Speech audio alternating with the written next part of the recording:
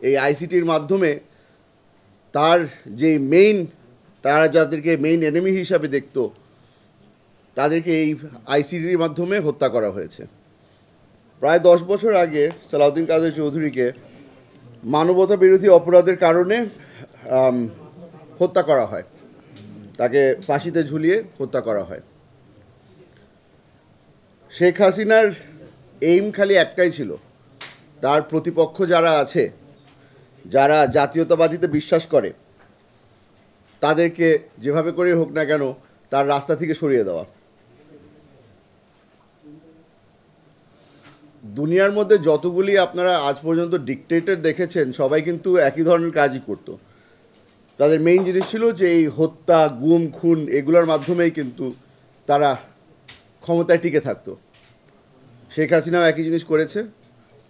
এই গেম প্ল্যানের মধ্যেই আমার বাবাও ফেঁসে যায়, আমার বাবাকেও সেই একইভাবেই হত্যা করা হয়। বাংলাদেশের গত 16 বছরের মধ্যে হাসিনা ক্ষমতায় থাকার জন্য যেই কাজগুলি করেছে ওটার মধ্যে একটা বেশ বড় কাজ ছিল এই আইসিটি। এই আইসিটির মাধ্যমে তার যে মেইন, তারা যাদেরকে মেইন এনিমি হিসাবে দেখত তাদেরকে এই আইসিটির মাধ্যমে হত্যা করা হয়েছে।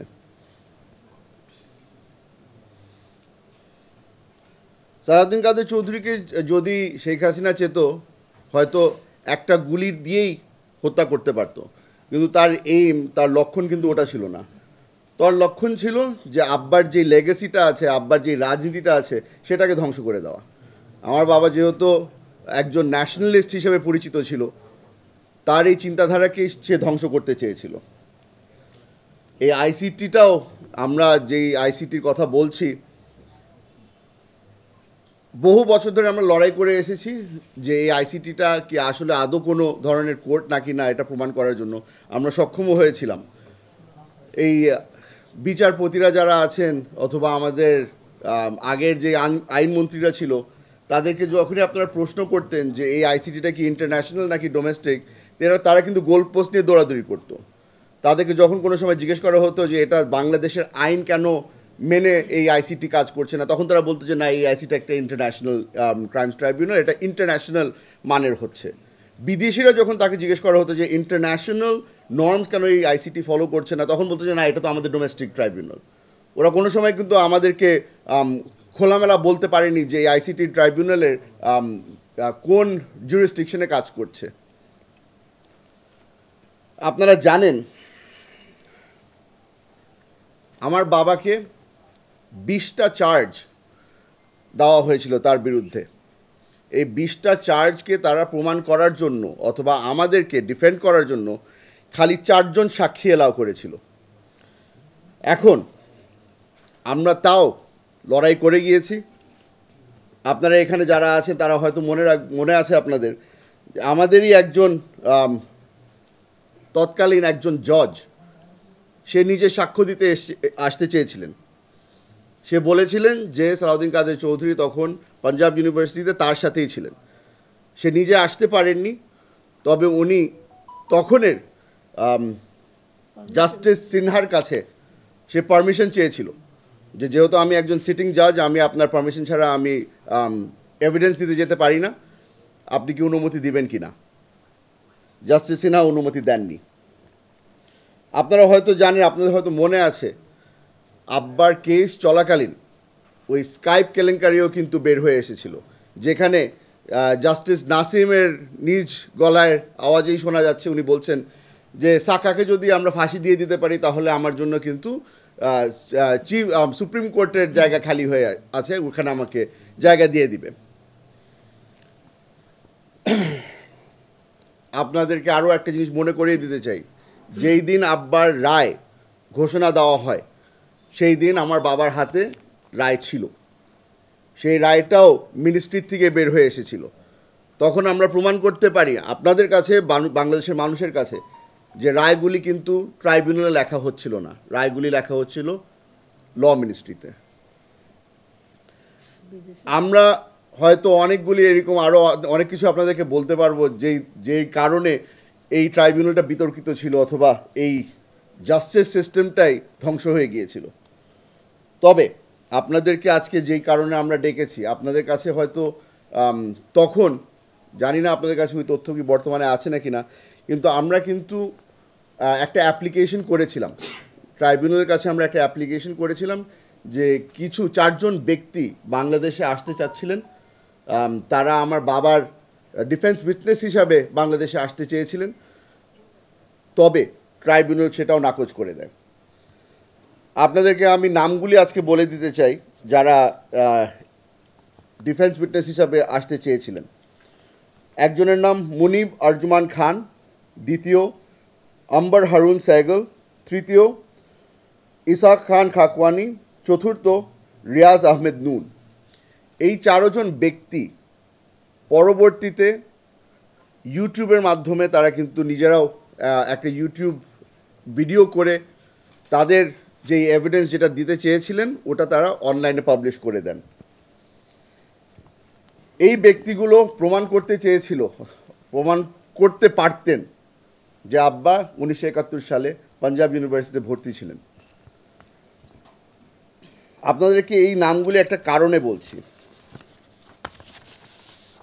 নতুন বাংলাদেশে এখন কিছু কিছু মানুষ সাহস দেখানো শুরু করেছে, কিছু কিছু মানুষ আমাদের সাথে যোগাযোগ করছে, তারা নিজেরাও প্রমাণ নিয়ে আসছে আমাদের কাছে।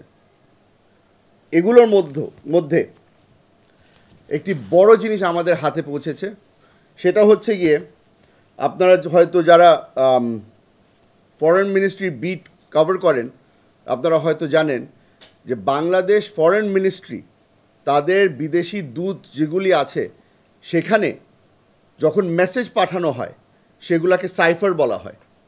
এই সাইফারগুলোকে বেশিরভাগ সময় কোডেড সিক্রেট থাকে। এইটারই একটা সাইফার মেসেজ আমাদের হাতে এসে পৌঁছেছে। এই সাইফার মেসেজের মধ্যে বলা আছে, এই 4 জনের নাম উল্লেখ করে বলা আছে যে কোনোভাবেই তাদেরকে যেন ভিসা না দেওয়া হয়। এই সাইফার মেসেজের মাধ্যমেই প্রমাণ হচ্ছে যে আমাদের সাথে একটা খুব বড় অন্যায় হয়েছে। আমার বাবাকে তারা কোনোভাবেই ফেয়ার জাস্টিসের কাছে ধীরেও আনতে পারলো না। আমার বাবাকে হত্যা করা হয়েছে, এটা একটা জুডিশিয়াল মার্ডার ছিল এবং এটার সাথে বাংলাদেশের আওয়ামী লীগ রেজিমের সরকার সরাসরি জড়িত ছিল। আমরা আপনাদেরকে বলে দিতে পারি যে এটা হয়তো বা বাংলাদেশের জন্য একটা খুব কালো দিন হয়ে দাঁড়াবে। আপনারা বুঝতে পারছেন যে সাক্ষীদেরকে বাংলাদেশে না আসতে দেওয়া, একটা মানুষকে তারপরে ডিফেন্স ঠিকমতো না দিতে দেওয়া কত বড় একটা অনিয়ম হয়েছিল।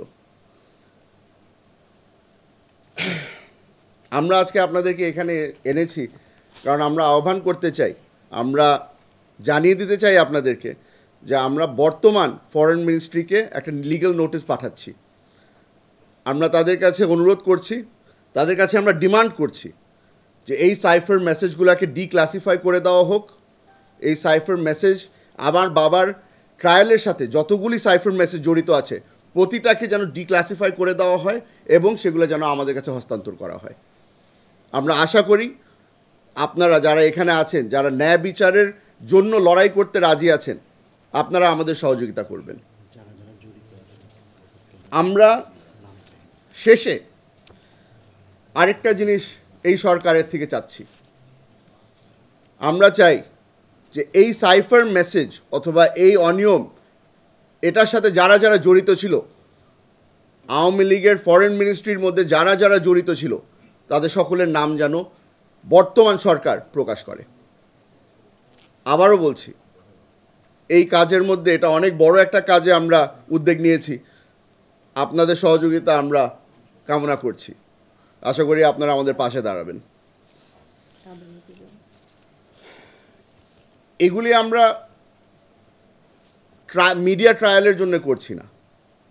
আমাদের কাছে অলরেডি যেই এভিডেন্স আছে এই এভিডেন্স নিয়ে আমরা সরাসরি কিন্তু আবার হাইকোর্টে যেতে পারি, কিন্তু আমরা চাচ্ছি যে আমরা এই সরকার এবং এই বর্তমান জুডিশিয়ারিকে সম্মান দেখিয়ে তাদের সহযোগিতা নিয়েই আমরা আবার কোর্টে যাব।